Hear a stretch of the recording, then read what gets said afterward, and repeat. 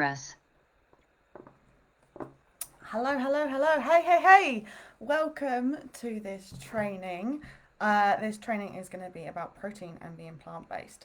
So, I've done a training. So, I'm just going to quickly check to make sure I am working live because, you know, technology hates me. I hope you can hear me well and I am talking loud enough. And yes, we are live.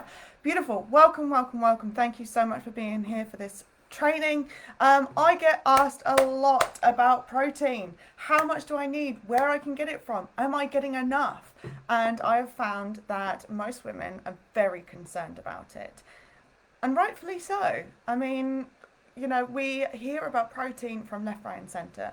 So in this training, I'm going to cover what protein is and why we need it, where plant based eaters get protein from, can you get enough protein on a plant based diet, where you can find it, and I'll also be busting some myths around it too. So let's start. So, first of all, I want to talk about what protein is. Protein is a macronutrient, which is basically something that is needed in the body in large quantities. And it's used for building and maintaining and repairing muscles, tissue, bone, hair, nails. It makes essential hormones and enzymes and aids immune functions. Primarily, though, protein's main functions are for muscle maintenance and repair post exercise, and generally for life. Growing older, you need your muscles, you need your bones, you need bone density. So, you do need proteins. Protein is really essential, but no more or less essential than carbohydrates, than fats, than water, vitamins, minerals, and even exercise. So, protein is essential, yes. But where does our hyper awareness about protein come from? Well, you can basically lend a huge fat thank you to marketing and advertisements for that. Just like any other fad diet out there, if there's money in it, someone will exploit it. Like, for example, tobacco, alcohol, and pharmaceutical companies are also a prime example. And you might not like it, but it's true.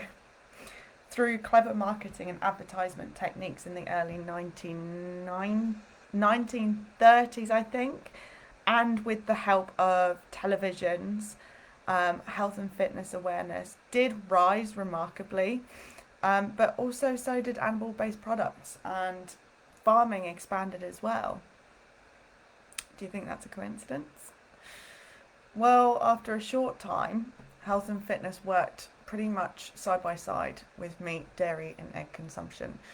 And before we even realised it, norms had been created, such as the meat and two veg combination. Um, Meat is for men, and spam sandwiches. So, additionally, at this time, excess milk was being extracted. So because they had a lot of cattle, right? So they had extra cattle, extra milk. So they created cheese and whey products to profit even further with that. Not to mention animal parts and ends were being wasted. So they mashed that up too. And you'll probably know it as burgers, meatballs, sausages, and spam. Sorry. Marketing such as Eat More and Men Eat Meat are very much to blame for our obsession with getting enough protein. Okay. Another myth I wanted to bust is about amino acids, and this actually crops up a lot. I'll keep this simple and I'll just try and stick to the science.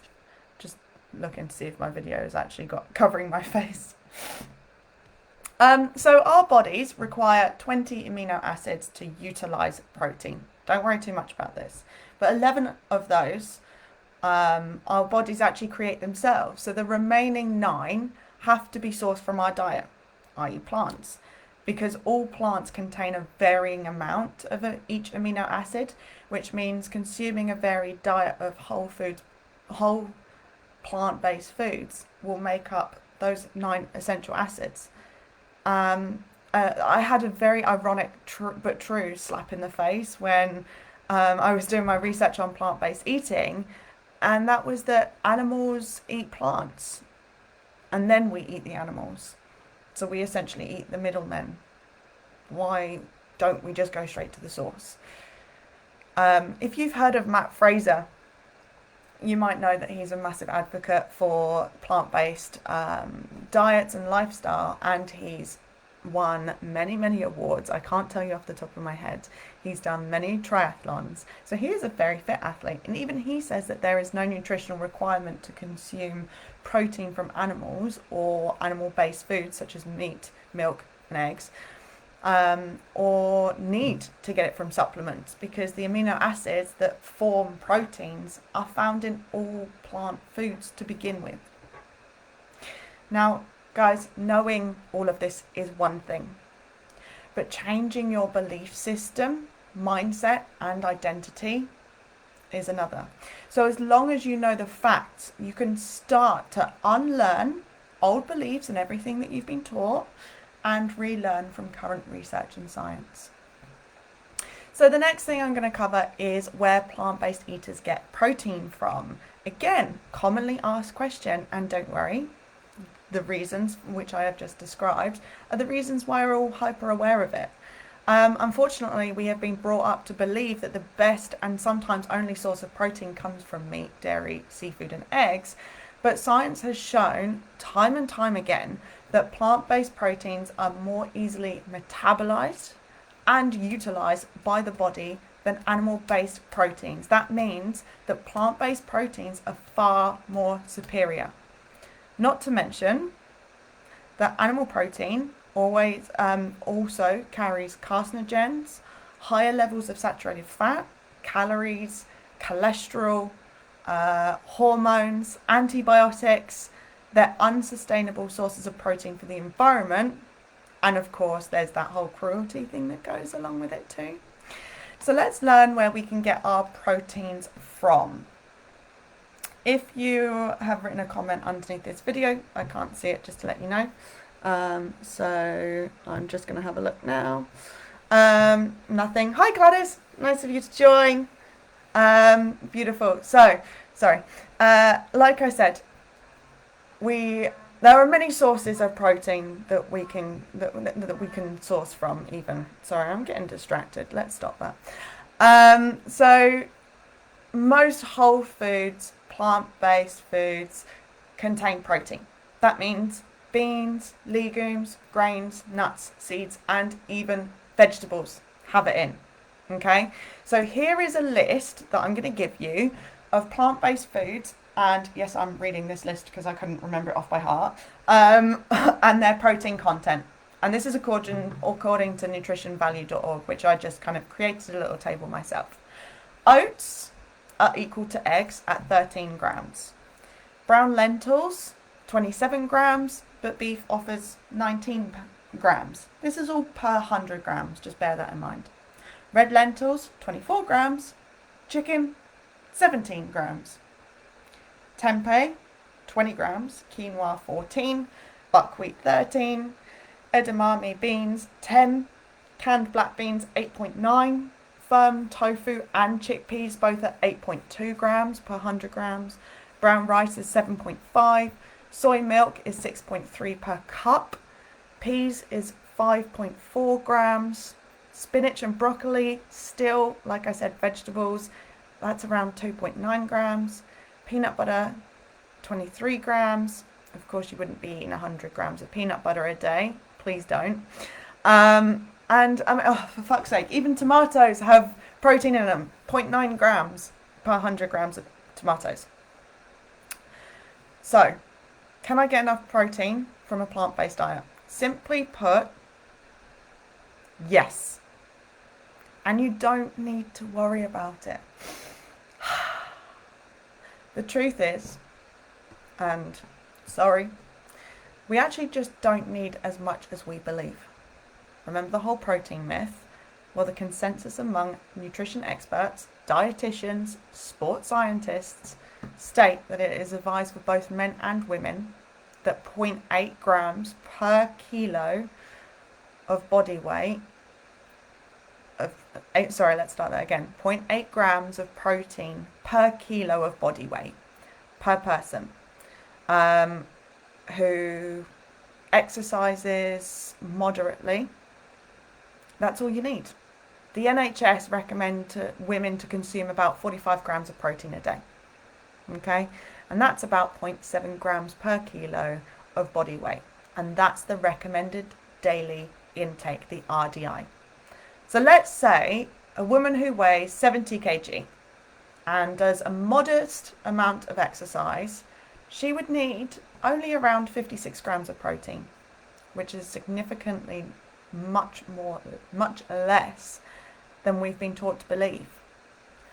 If you've heard of Dr. Greger, you'll probably know that he is one of my idols in the plant-based world, and he states that most people, including both meat and plant-based eaters, get on average 70% more protein than they actually need, except for 3% of the population, which he mentioned, are likely to be malnourished or in a massive calorie deficit. And that just means less calories than you are expending. Let me know if that's confusing.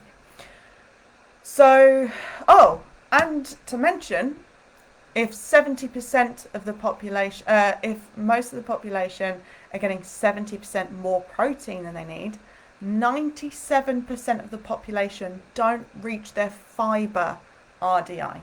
And fiber is the most, arguably, important thing to consume.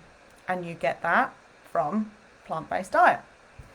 So the next time someone asks where you get your protein from, you can turn around and say, where do you get your fibre from? How much are you getting? Are you getting enough? It's a fair argument. So incorporating 3+ servings of plant-based proteins, and we know that pretty much most foods, plant-based foods, whole plant-based foods contain protein, at each meal will help you meet your daily protein needs.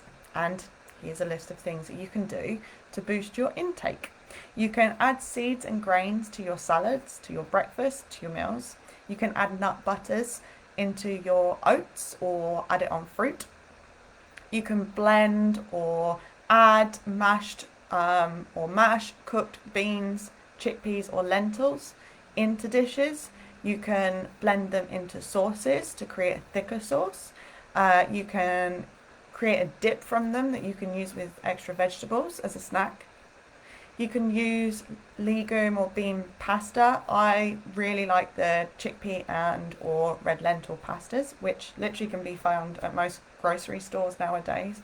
If you're UK based, then they definitely have them at Tesco's, they have them at Sainsbury's, they have them at Asda. They're basically the UK's version of your typical grocery store. You can add cannelli beans or tofu, soya or almond milk to smoothies to boost the protein. You can have a protein shake between meals if that's your thing.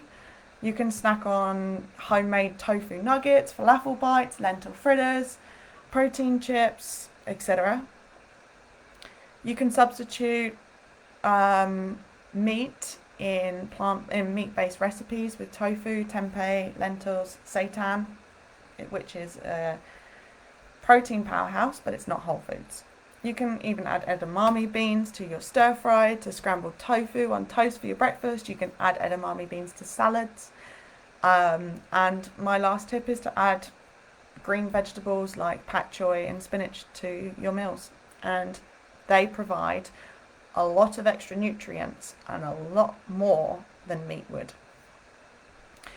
This has been possibly one of my most informative and speediest trainings that I have done. Please, please, please let me know if you have any questions. But I want to know how you are going to ensure that you are eating a varied diet. Because if you're not eating a varied diet, then are you going to be getting the right and enough nutrients, the right and enough protein into your diet? How do you do this? Plan. I cannot stress enough, guys, gals, ladies. Planning is essential, but planning can also be very frustrating. It can be time consuming and not to mention extremely annoying. Even when you have a million recipe books, trust me, this was me. Even if you have a million recipe books, putting a varied plan together sucks.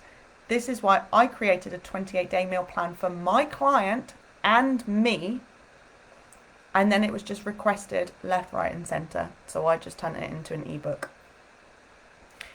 This contains 28 days of breakfasts, mid-morning snacks, lunches, mid-afternoon snacks, and dinners. In there's also a special training for creating endless plant-based meals, kitchen hacks, and mindset training. It really is more than a meal plan, folks. I promise you. I really do make it easy for you to lose weight, stress-free. So if you're interested, drop me a comment below and I will shout you a special discount code. Thank you so much for joining me on this training. It was super speedy, super informative. Let me know if it helps. Please let me know. If you have any questions, drop them below. Look forward to seeing you soon. Much love. Bye-bye. Recording stopped.